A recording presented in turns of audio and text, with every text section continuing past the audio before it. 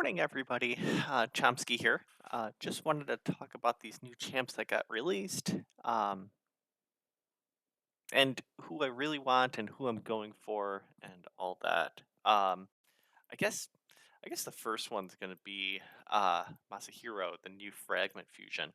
And I was thinking about this just a few moments ago when I was in the shower. Pause.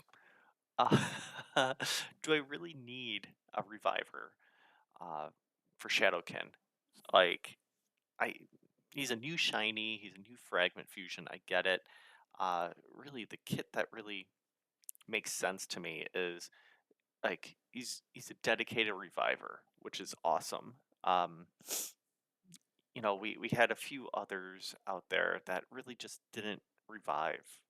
Think about Gamran, um, the other dude. Where are you? Yukamasa that really don't revive. There has to be a trigger for it, whereas he just revives, and I think that's really neat.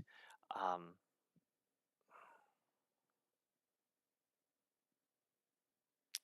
it is an AOE, it is a stun and a block buff. I mean, you could toss him in for Hydra to decrease speed. That's not bad. Um, Transfers all debuffs, yay! So poisons, HP burns, crowd control, that type of stuff. Uh, he's HP based. I mean, he's almost all AOE, so that's kind of nice. Um, the passive is neat. You know, a damage mitigator like that's pretty sweet. It's not going to necessarily. I don't know how Chimera like when when they metamorph if that's the end of a round or not because when you do those presets, there's those four spots in the bottom, and usually that signifies a round. So I don't think this would work with the damage mitigator would work in Chimera. So that would be interesting to watch. The fun thing about him and one of the reasons why I really wanted to go for him was that basically any ally picked up by him is immune to stun. Um, basically a shield of sort, like a total guard, um, until they take a turn. So that's kind of cool. Kind of weird to work through. Uh, this is a 4-turn cooldown when fully booked, so it's going to take some time. So really, may get one in PvE or PvP, and then he'll get targeted and die. I, I don't know. I don't think I would be using him in PvP. So that's where that's where it kind of stops for me. I, I'm gonna be just doing my usual, like doing my dailies and seeing what happens. And if I get them or if I get close, then there we go. I may just wait until the fragments get released because if you're at 60 or 50 or more towards the end and you miss out, they'll give you an offer. I may do that. But right now, I don't think I'm not going to be pushing hard. I see him as a total support. Him with a force ally speed is kind of weird when we look at it. A faster Toshiro could, I'm sorry, a faster Mikage with a Harima, Masahiro, and then maybe a Yoshi. Now that he's been redone, uh, you know, it's it's kind of I don't know. I don't know. I'm not necessarily seeing it. Uh, with him being the lead, and as we know in PvP, speed is still king. Speed will always be king for me. So I don't know. It'd be cool to get him, but I'm not gonna really be pushing for him. I think.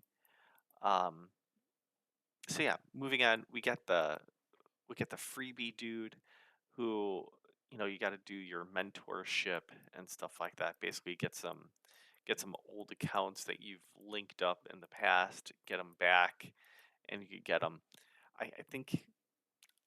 I think he's all right. I just if you have Python, this guy's going to be basically doing like I get a lot more use out of Python, but uh, he is rather interesting just because of this A1. So, decreasing cooldown of a random skills ally, it goes up to 60%. That's really neat. You have them with Teox and have them join in, and that'll proc. So there's a nice little cycle there. The A2 having an unkillable and a counterattack on an ally, that's neat. And then decreasing the skills cooldown by 2 turns. I don't want to say neat again. I think that's awesome. You get that little trigger there. So potentially him and Teox could be nutty. Because again, Teox is A1, just have Zik Krishiko. And just have the encrusted with the highest crit damage, and there you go. I think that could be really, really rad. It is a random skill, but that's fine because here we can have the counter attack, and this is a 3 turn. Um, you have them with the big wallop here, and that's that's pretty rad, man. Um, yeah, I think that's the way that I'm thinking about them. Uh, if you have a Teox, that's really, really good, and he could do some work. But if you don't have a Python, then I think that's a nice alternative. Frankly, I I don't do those referral links or anything like that, so I didn't do that for Chronum or Demarsa. So I most likely will not be getting them, and that's fine. I'm not hurting too much on that one. The next one, he's not undead. It's a dark elf, or I guess Sidrax. I don't know, man. I really like dark elf champs to begin with. I enjoy this aesthetic. I think he's really badass. I do like this very simple A1 that he's putting a decrease attack and a pain link for 2 turns on an A1. That's kind of nutty. He has an AoE two hit, double AoE, has a decreased defense and a decreased speed, and it's max HP, like in a 3 turn. I think that's badass. Here we have an increased defense. We have an ally protector essentially with an increased defense, increased speed. As a 3 turn, a 1/3/3. So as a 1/3/3, they usually don't hit that hard.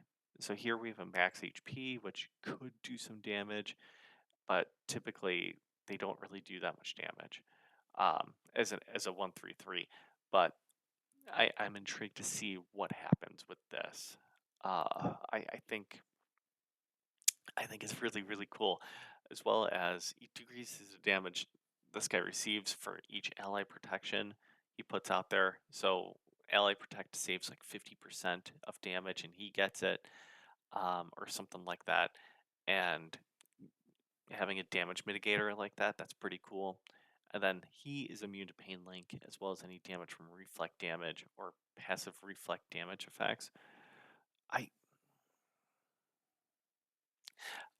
That worries me about future content about Pain Link, but that could be interesting. I don't know if that would work with HP burn or anything like that, like Magma Shield. If that would be under the passive reflect damage. I highly doubt it, but if it did, that would make him even better. I'm going to be going for him just because I like this decrease attack and pain link. I'm really hopeful that he's like a dude behind a deck of fate, or just a very simple chase. Not going to happen. I think they may run like a soulstone event for a soul, but I think he's still going to be blocked off because he just seems like a really basic champ. But I think this is what's going to really help. And again, when we think about bosses, like when we talk about like Grim Forest or even even Hydra. This is an awesome um, skill to have a decreased defense as well as a decreased speed. You have him in a hex set, and this could do some serious damage. I I like him as a support. You know, having a decreased speed as well as an increased speed. I think that's really cool. So that's why I'm going to be going for him.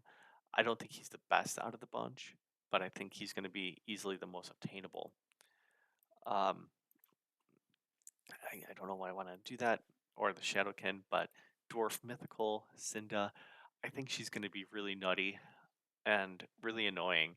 And it kind of goes back to that ally force speed from the Bell Ringer from the new Fusion Monk that like she is force. It's kind of cool.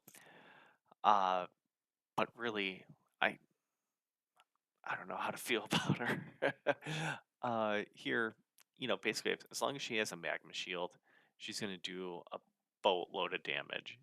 You know, that's basically what it is. So here, she's attack based. You know, just crank out the attack, and you're going to get a shield. That's going to be ginormous. You know, she's going to be ignoring defense. You know, as long as she's under that magma shield.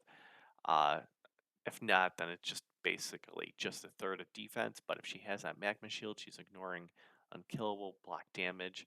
That's duh. That's awesome. Um, so yeah, you just want to have that magma shield, which you could extend and just have it have go nuts with it. So I'm thinking protection set. She casts the magma shield. It's protected, and then having somebody to extend it, like a Mikage or Krisk, just even Wixwell, and that goes kind of nuts. You know, here in her second form, if as long as somebody else has HP burn, you know, and then hits her, you know, she puts a magma shield on her. That's pretty beefy. And then her passive here is that she and others will do 15% more damage against HP burn, which is just wild. You know, she's placing HP burn, so you don't necessarily need accuracy because it's a place. That's ridiculous. I don't know what other adjective I could use on that one. Here, in the second form, you know, each hit decreases each target's defense by 3% up to a third. That's and it's always pure damage. Um, and it doesn't count as a hit, that pure damage. So that's just on top of all the damage. I would love to get her. Um, I, easily one of my like top wanted mythicals, but having that HP burn, you really need to go beyond that Mercury set. So I think Mercury and then you know, block debuffs on you, like a Siphi and stuff like that, would really help out your team going against her. And it kind of it's fine. You know, you just got to deal with this first portion, which is just decreasing each target's defense by 3%. So longer battles, she's going to be a nuisance. I could see her in other content like Chimera, Event Boss, if the coalition picks up again. I think that'd be really rad, and she could definitely be a beast of burden. Um, Aesthetically, really awesome. But yeah, I mean, it's should be a good addition. But the star of the show here, out of these new champs, is going to be Tekaton. This guy, I get it. They need to make Void champions really neat, really desired, and they've been doing that these last couple of months with Hecaton, with oh, what's his name? Drawing a blank here. Solinar. You know, there. It seems like the last 3 months, though, those dudes have been really good, and this one kind of supersedes that too. The passive really kicks ass here.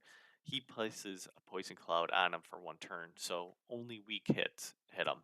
Like you could have an HP burn go through him, go through Poison Cloud, and then you could actually land debuffs and stuff like that.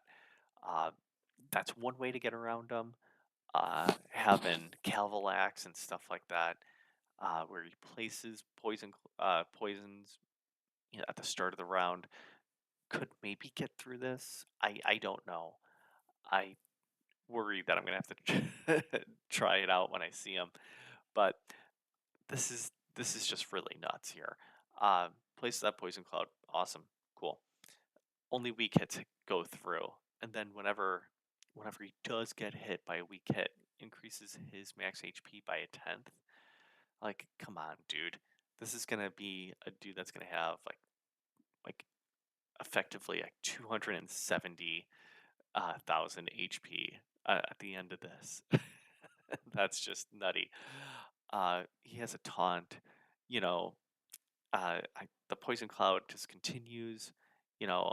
On a, this goes down to a 4 turn, and then he's placing a shield on him for, on others for 30%. That's going to be a really beefcake of a shield. Like we're talking like,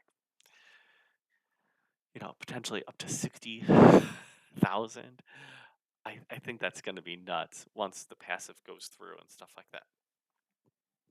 As a shatter, he's ignoring shield strength and increased defense, you know, as well as the Crixia type thing where he's increasing the cooldown of enemy skills. Like this guy, absolute S tier and just dangerous. As well as an AoE double hitter that has a 35% chance of placing stun. Um, so make sure that block debuffs that you have that potential to put that out there for your team, and that'll help you. uh, they just really ratcheted up the power creep for sure, and good. Like it's nice to get new champs and stuff, but holy shit, that's just nutty. And then we basically get a huge support here for Argonites, stealing turn meter. You know, okay, cool. Don't have Marius. Don't be going against Marius with this. The cleanse, cool. Placing decreased speed and weaken. Okay. Block passive skills. That only helps. When going against gnarly dudes like Tekaton. This guy's kind of like a nothing. He's kind of a throw in. I'm not famous last words. I'm not too worried about him. I don't see him necessarily in PvP. I think this guy's just going to be annoying when we go against him in faction wars or other content. You know, I really think that that's part of the allure of him. You know, 28%. Okay, that's a beefy one, but yeah, I'm not too plus to get him. The ones I'd really want, obviously, are Tekaton, and then uh, Sidrax here, Sidax, and then and I totally forgot about Gurga or Darkseer. Like, okay, she's more. I mean, it's okay here. Getting that extra hit does count. Um, I do like the equalizing the HP element here. I think that's really badass. You know, uh, getting that extra hit out there could be really, really awesome. I like that. And then this doesn't reset, so that's really neat. I don't know if this works in Spider because the way that it's coded, it's not an enemy. Like, you can't do a block revive on spiders, but you can an ice golem. So an ice golem, if she was to kill, then that's another 10%. You know, she has an increased crit damage, which is only going to benefit. She's at 63, so she's going to be hitting pretty hard. Um, Decreasing defense, that's really good, man. I think she's really, really solid. She gets a heal, and I the surplus one kind of scares me, but that's fine. I I think she's a really good damage dealer out of here. Uh, there is a lot of support, but not really a lot of damage necessarily. So that could be really helpful, especially in faction wars. Um, or just an Ogryn tribe, you know,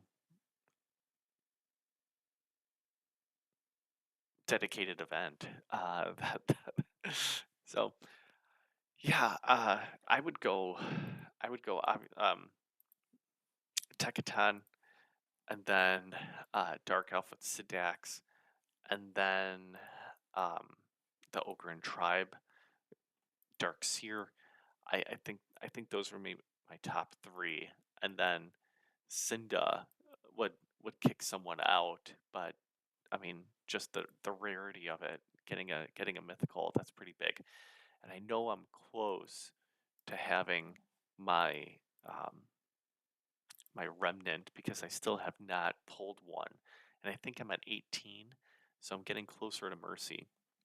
So that's 24.